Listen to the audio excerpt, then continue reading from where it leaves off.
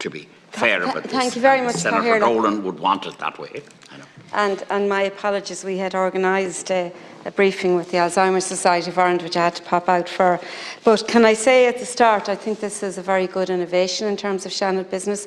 It's really good to have the opportunity to liaise with our MEPs, and it is unfortunate we only have a 50% turnout of the MEPs that the people have elected. But I have listened to the start of the debate with interest, and I suppose what I would like to ask you specifically, I know there was some mention about the corporate tax, but where you see the debate going in terms of the corporate tax. Also, just in terms of the view in Europe in relation to Article 7 proceedings against Poland and Hungary, should Europe be taking a more hardline approach? That certainly would be my view.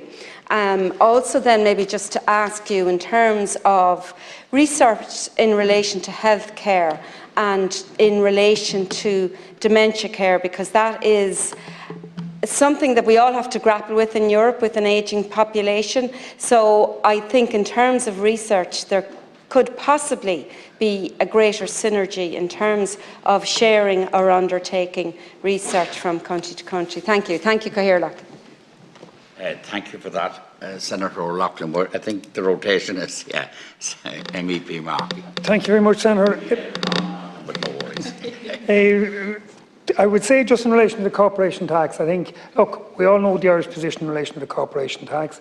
I think we very much have to hold our position until such time as, if you like, there's a universal consensus as to where that's going. But I think there's another fundamental point in relation to this. There are other ways in which corporations are being supported by other countries. One that I was just studying there over the weekend is in personal taxes, where, if you like, a corporation can pay its top executives.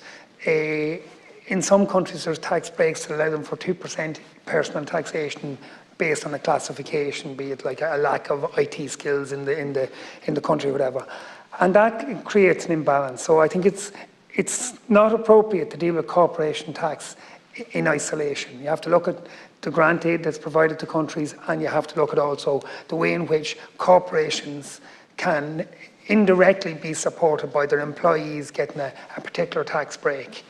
So there needs to be a broader response than just dealing with corporation tax on its own. Just in relation to the Poland-Hungary thing, I would agree. I think Europe needs to take a stronger line. We have fundamental principles that we believe in Europe.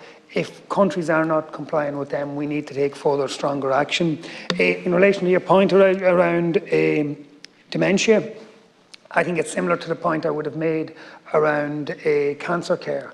At European level, we have the resources to invest in certain key areas, cancer being one, dementia being another, where we can advance research much more effectively than countries can individually. So I certainly think there's a role for Europe, yet again in the preventative medicine space, to develop these responses in these specific areas, particularly quality of life as well as everything else.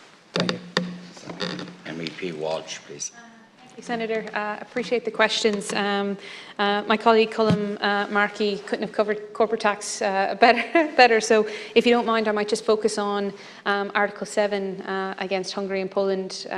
I speak quite a lot about both, considering I'm on the intergroup, I'm on the Bureau for the LGBTQI in the Parliament, the largest intergroup that we have with over 150 MEPs, which is very promising, a large percentage from centre-right and centre-left groups, both EPP and Renew. I believe that we've taken too long.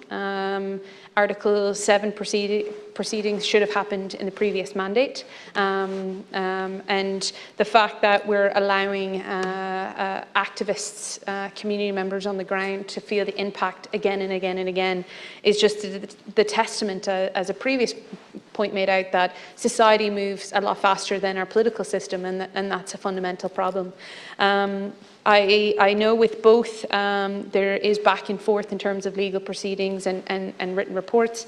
We're certainly keeping pressure on the Commissioner for Equality, Helena Daly, and our President of the Commission to ensure that that's not dragged on any further, and that this side of Christmas will see a real move in that.